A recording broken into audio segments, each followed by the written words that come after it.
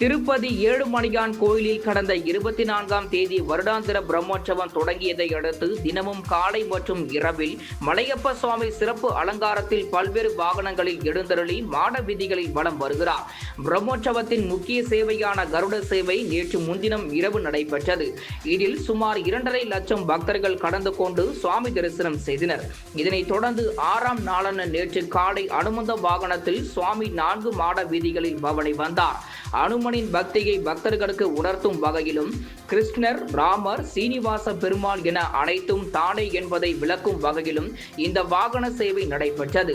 அப்போது 4 மாட வீதியில் திரண்டிருந்த ஆயிரக்கணக்கான பக்தர்கள் கற்பூர ஆர்த்தி எடுத்து சுவாமியை தரிசனம் செய்தனர்.